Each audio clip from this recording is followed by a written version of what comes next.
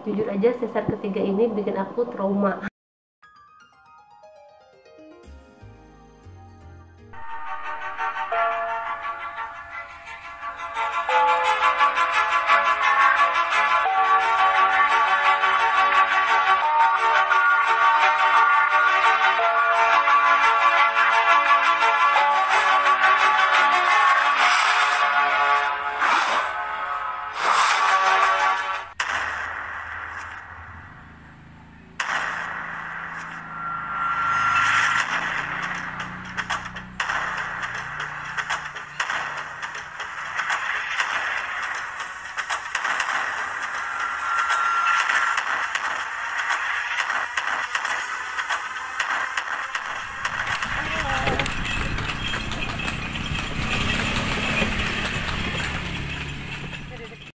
Assalamualaikum warahmatullahi wabarakatuh. Hai Bunda Dari, ketemu lagi sama aku Bunda Iris. Sekarang Bunda Iris dan Flat ya, karena aku sudah melahirkan adiknya Iris. Nah, di pertemuan kali ini aku akan menjelaskan kenapa aku sempat vakum untuk upload dan syuting di YouTube. Salah satunya adalah pertama karena aku hamil, yang kedua itu karena kehamilan aku itu banyak sakit-sakitnya, jadi aku bed rest hampir 6 bulan bed rest. Nah, dan setelah memasuki trimester ketiga, kodarullah, di waktu menjelang sesar itu ternyata aku positif COVID. Nah, di video kali ini aku akan ceritakan gimana perjalanan aku ibu hamil positif COVID menjelang persalinan. Oke, saksikan terus video ini sampai habis.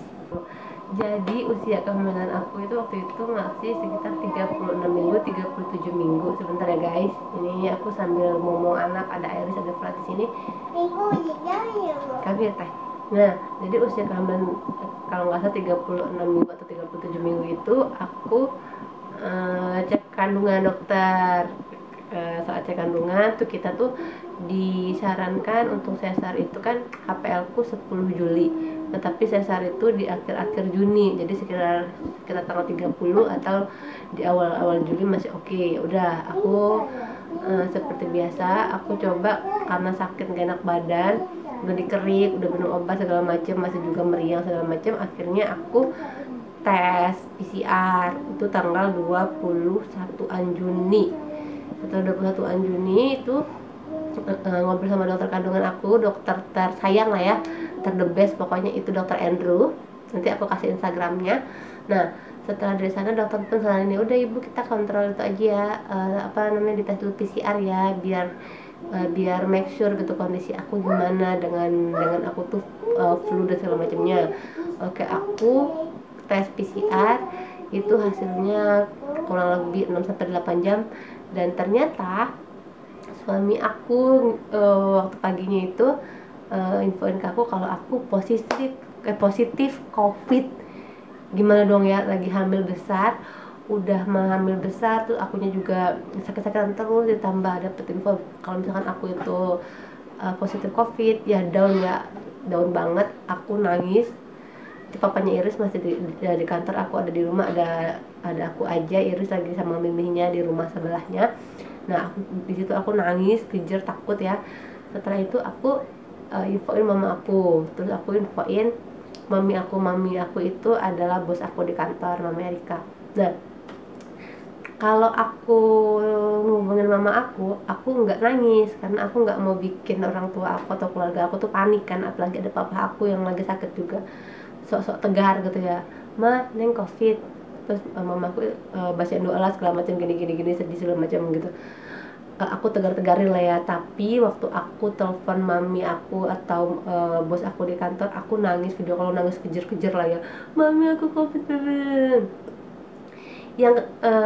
Yang di pikiran aku itu adalah COVID nih, aduh, yang nggak hamil aja resikonya gede, apalagi yang hamil ya kan. Terus nonton TV, berita tuh segala macam tuh banyak teman-teman seperjuangan yang hamil juga, ibu hamil juga tuh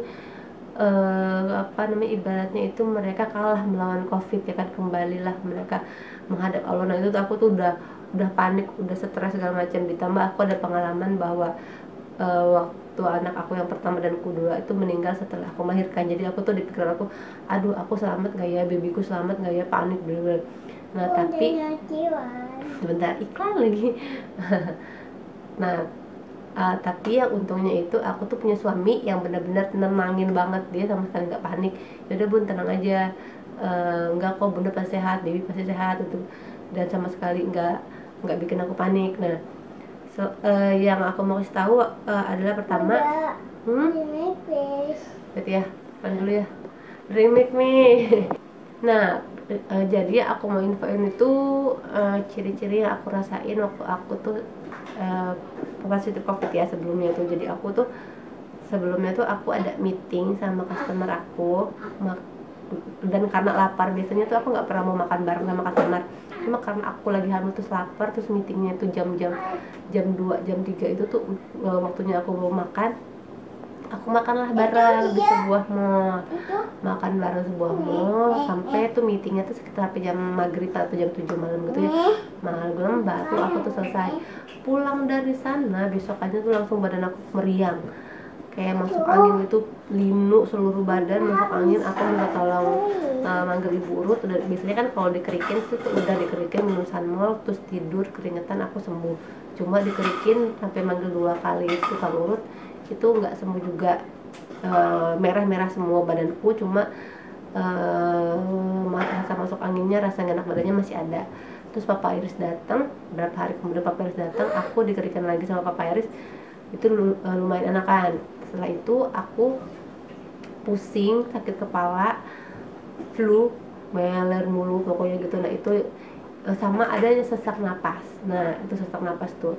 Setelah itu baru aku merasakan setelah sesak napas itu dari positif COVID itu dites, aku baru sadar kalau aku itu ternyata nggak bisa mencium wangi-wangian atau anosmia ya, nggak bisa cium ini kok nggak bisa, minyak kayu putih kok nggak bisa sih Pak. Aku sama Pak Iris ya, loh kok ini nggak bisa nyium minyak kayu putih sih Kang gitu.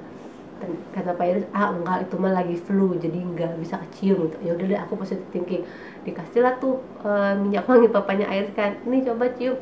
Ternyata tuh nyegrek tapi nggak kecium wanginya, gimana ya ngejelasinnya, pokoknya gitu lah, nyegrek gitu ke hidung tapi nggak kecium wanginya apa gitu.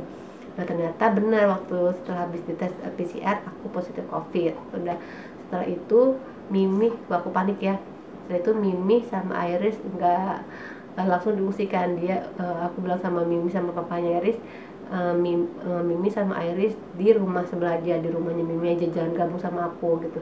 Jadi aku Mimi cuma datang ke rumah aku tuh cuma nganterin makanan doang, makanan minuman gitu. Kalau aku butuh apa-apa makan minum aja biar aku nggak kelaparan gitu. Nah setelah dari situ terusnya aku kan bilang sama dokter Andrew. Nah karena aku lagi nangis terus, aku lagi drop, lagi down, aku nggak mau berhubungan sama siapapun. Aku matiin handphone, aku nggak buka sosial media, WhatsApp, semuanya pokoknya aku nggak mau buka karena aku takut ya.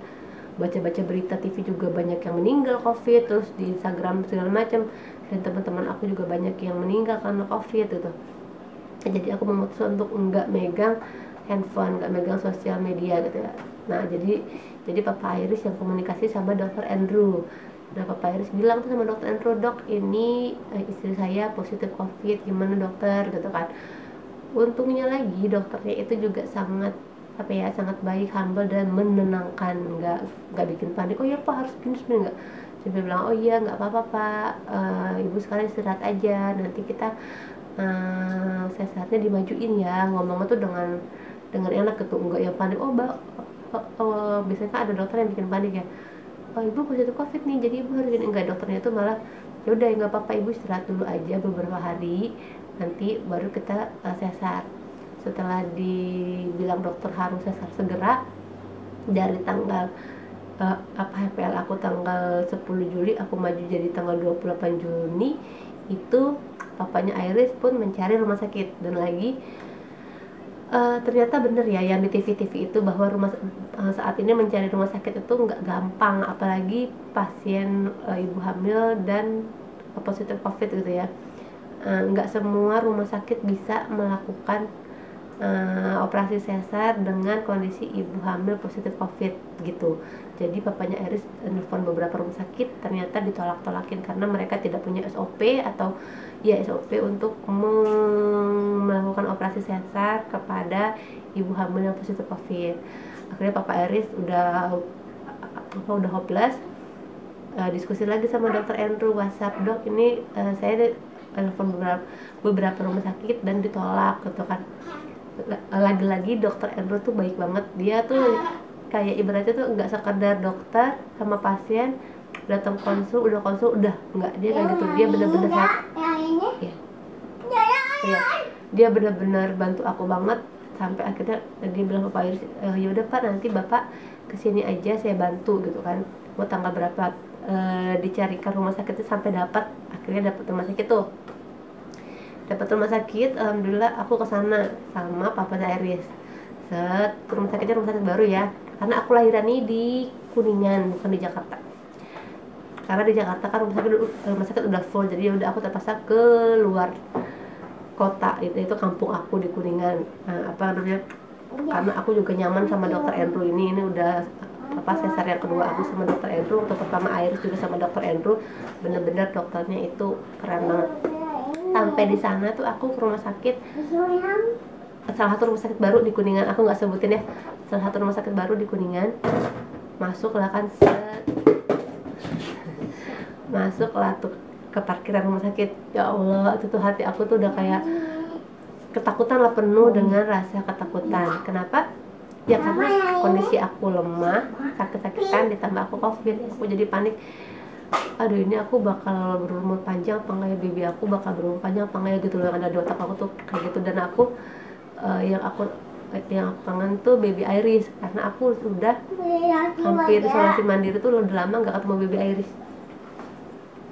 Nah setelah aku datang ke rumah sakit itu, di parkiran tuh aku udah deg-degan, suamiku juga deg-degan gitu, ya Bismillah ya bun, ya udah Bismillah kita masuk. Ternyata bilang kan, Bapak pasiennya dokter Andrew ya? Iya, dan rumah sakitnya alhamdulillah welcome. Setelah itu aku masuk ke ruang persiapan gitu. Jadi hari ini karena aku masuk tuh aku nggak langsung disesar ya, aku masuk nginep sehari itu di ruang isolasi juga, aku berdua sama Papa Iris ya di sana. Setelah itu besok paginya aku sesar tuh besok siang diinfoin aku akan sesar besok sekitar jam 2 tuh aku akan sesar. Malamnya, aduh aku tuh udah panik banget kan ya. Malamnya itu aku ngobrol sama Papa Iris kan berdua, dan kita tuh nggak boleh dijenguk, jadi kayak diisolasi bener lah, nggak boleh ada saudara yang jenguk, nggak boleh apa gitu ya, walaupun belum masuk ruang isolasi. Nah setelah itu malamnya tuh aku tuh nangis lah ke Papa Iris, gimana nih kalau misalkan bunda masuk ruang operasi keluar jadi mayat atau babynya nggak selamat, blablabla. Nah aku ketakutan. Untungnya lagi aku dikasih suami tuh yang nggak panik, jadi dia malah ya udah bun kita nonton aja yuk, kita nonton. Jadi nonton YouTube di ruangan tuh nggak ada TV ya, jadi kita nonton YouTube yang lawak-lawak, entah itu nonton Mandra lah, entah apa, pokoknya yang lawak-lawak yang bisa bikin aku ketawa. Jadi aku tuh nggak sama sekali hilang stres, aku ketawa sampai tidur. Besok sampai lupa tuh kalau ketakutan aku tidur, tiba-tiba besok paginya aku udah persiapan makan segala macam, tetap ketawa-tawa. Dan lagi aku nggak buka sosial media, handphone segala macam ya, kecuali aku ngubungin orang tua aku. Jam 2 aku masuk ruang persiapan operasi tuh.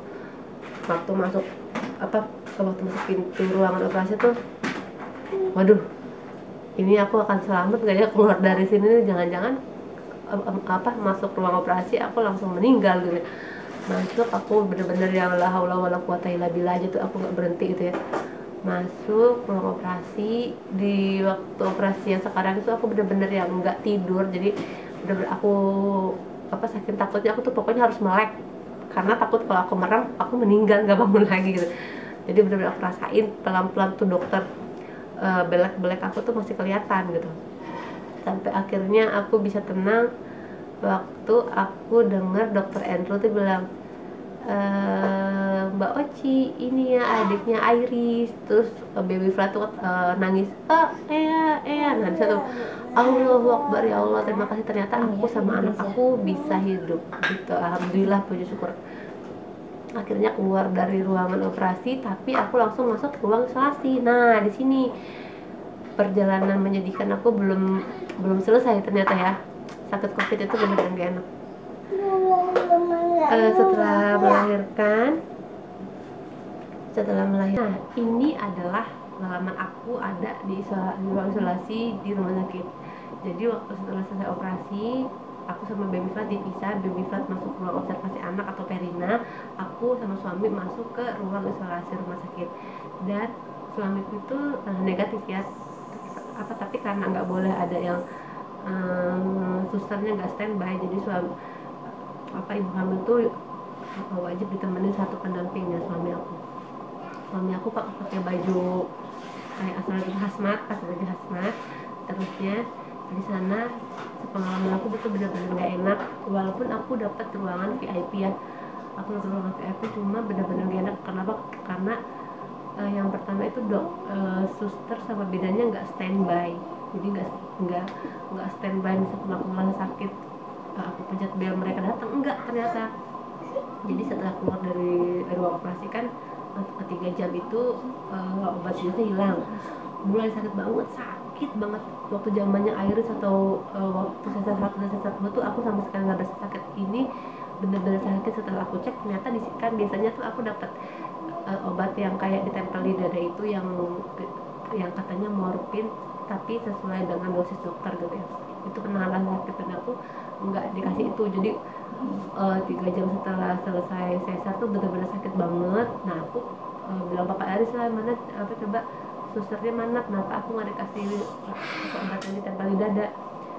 Ternyata susternya bilang, maaf saya nggak bisa ke sana karena prokesnya untuk COVID itu nggak setiap jam atau setiap saat bidan atau suster bisa datang. Bidan suster datang tuh cuma di jam kalau pagi dari jam 5 subuh sampai jam 6 subuh, terus jam 12 sampai jam 1 siang, sore itu jam 5 sore, udah itu aja. Sisanya tuh nggak ada. Jadi kalau misalkan di luar jam itu aku ada sakit atau ganti infus atau segala macam, itu yang lakunya sendiri atau suami aku. Nah singkat cerita, suami aku lah yang jadi susternya. Dia ganti infus, coba diganti infus sendiri, suami aku sendiri. Ganti transfusi darah, suami aku juga. Ngebersihin darahnya, suami aku juga. Terus ituin kateter, suami aku juga. Pokoknya serba suami. Jadi itu bener-bener yang ini ya ampun, sedangkan suami kan nggak ngerti, bukan tenaga medis, gimana dia bisa tahu gitu nanganin aku gitu kan. Itu benar-benar gak enaknya jadi pasien COVID. Terus per 5 hari itu aku dites PCR dan hasilnya negatif. 5 hari isolasi mandiri, tes PCR dan negatif. 5 hari kemudian tes lagi juga hasilnya negatif. Ya udah aku milih pulang aja gitu kan, dibanding aku dicolok-colok terus di situ, karena aku takut. Akhirnya aku minta untuk pulang. Tetapi aku pun diskusi dulu sama dokter, dok nih gimana? Oke bu, nggak apa-apa, ibu udah sehat, kondisi jahitan aku juga rapi, nggak sakit segala macam. Masya Allahnya baby Flat dicek, ternyata baby Flat juga negatif COVID, jadi aku bisa pulang. Dan saat pulang pun karena aku masih positif COVID, itu aku nggak boleh gendong baby Flat. Jadi aku sama baby Flat beda mobil. Aku sama papanya di mobil, baby Flat sama teteh aku sama abang aku beda mobil dibawa. Jadi sampai rumah itu sekitar 1 mingguan gitu atau berapa hari aku lupa. Itu aku masih nggak bisa gendong baby Flat dan nggak nyusuin dulu gitu, karena aku takut kan, masih kayak takut kenapa-napa gitu. Papanya juga udahlah nggak usah disusuin langsung aja dulu gitu. Nah saat nggak disusuin langsung itulah ini bengkak kan, dipompa juga nggak ada tes gitu, dipompa nggak ada tes. Akhirnya aku tuh dipijat. Nah ini akan kita bahas di video selanjutnya ya. Itu 3.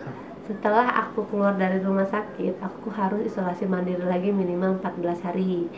Nah, yang aku lakukan itu minum-minumannya itu seperti biasa, berjemur, pakai masker 24 jam double.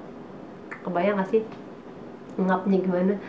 Berjemur, terus terus olahraga pagi, banyak minum rimpang-rimpangan segala macam, terus biar apa si jahitan dalamnya juga, jahitan dalam ya salah tuh ya, biar jahitan dalamnya juga dia kering, aku minum dibikinin kunyit, nanti aku kasih videonya. Terusnya sama aku dikasih obat yang biar cepat keringnya. Dan sakit itu mereknya itu kalau nggak salah tuh Canas Teriata. Nah itu bagus banget sih, aku setelah minum itu nggak sakit apapun. Dan aku juga minum obat tradisional itu daun rebusan binahong. Nah kalau kata orang kan bau dan pahit, cuma kata aku tuh enggak sih, aku minum aja gelek. Apa kunyit juga aku minum, pokoknya semuanya aku minum, apa demi aku cepat negatif gitu, negatif kan. Sebentar ya Pak, guys, babyku nangis.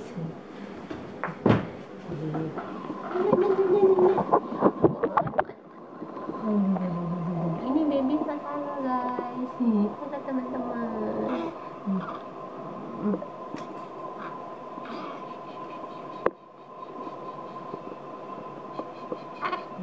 Anak ini biasanya dia mau aku.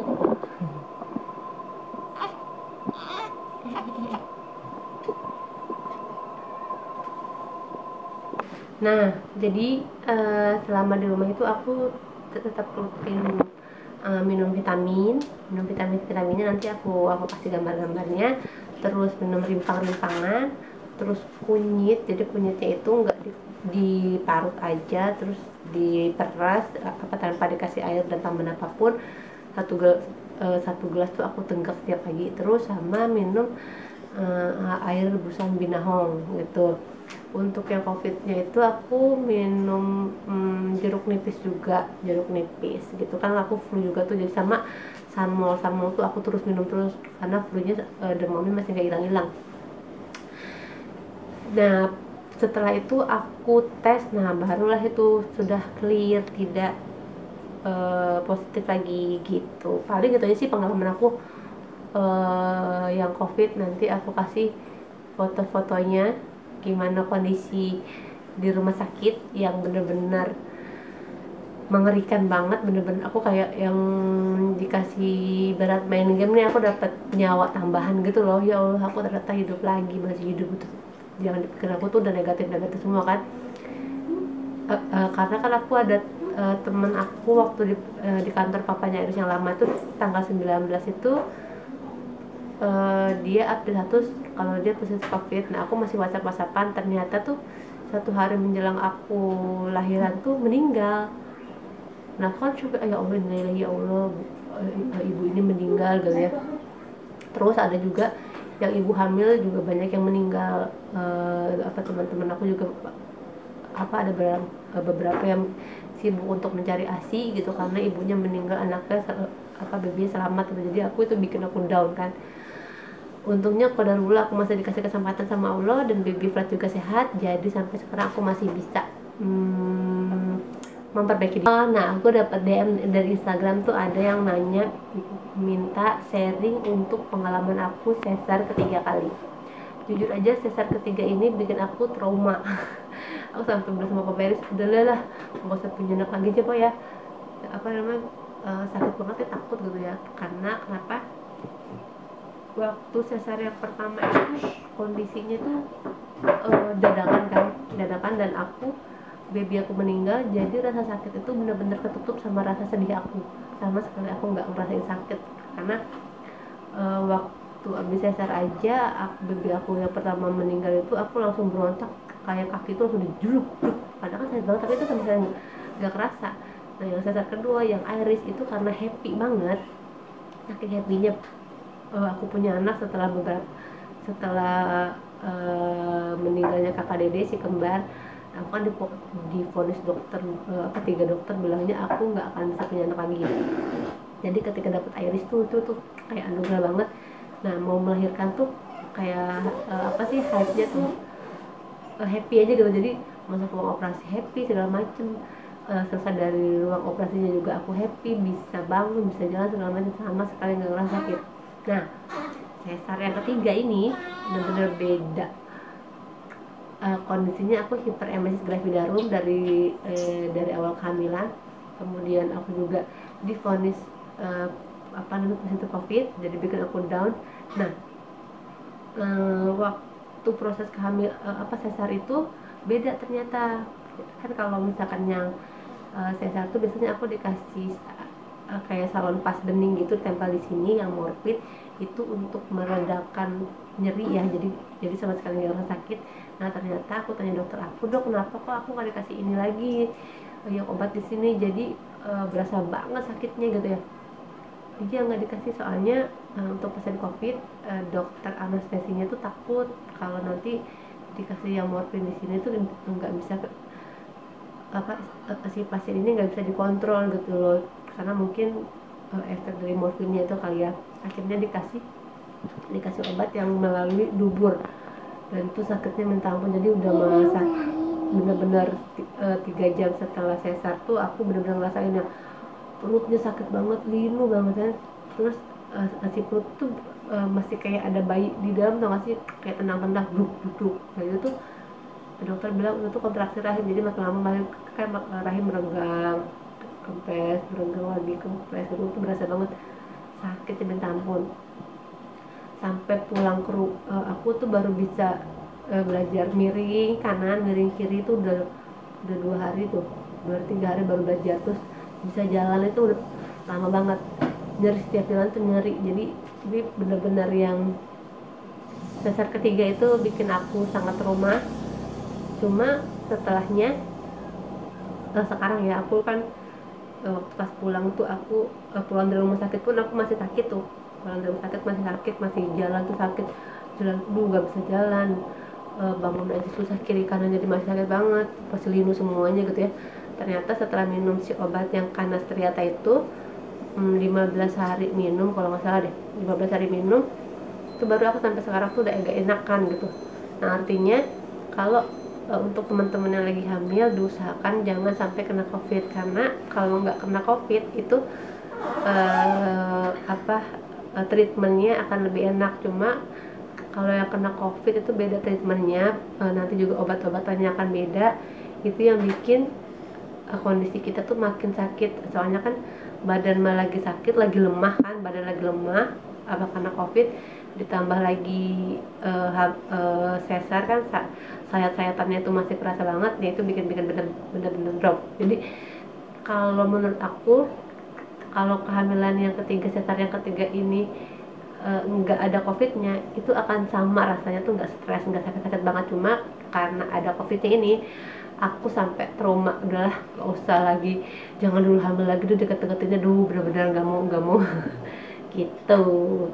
Nah, tapi bukan berarti teman-teman semua harus takut ya, nggak usah. Yang penting jaga tubuh, jaga kondisi bayi, jangan sampai sakit. Itu aja sih, selama kita sehat, happy, nggak ketakutan, itu insya Allah sih sesar 1, 2, 3 enak aja. Dan sekarang aku juga nggak linu-linu lagi sih di bekas jahitan gitu.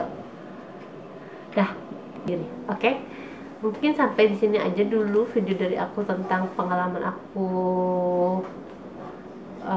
hamil dalam kondisi positif COVID. Nah, kalau ada yang ingin ditanyakan silahkan komen di bawah ini, atau bisa juga follow Instagram aku dan DM aja, nanti aku insya Allah jawab. Terima kasih telah menonton. Jangan lupa di like, subscribe, dan share biar semua orang tahu dan mendapatkan banyak informasi tentang video kali ini. Assalamualaikum warahmatullahi wabarakatuh.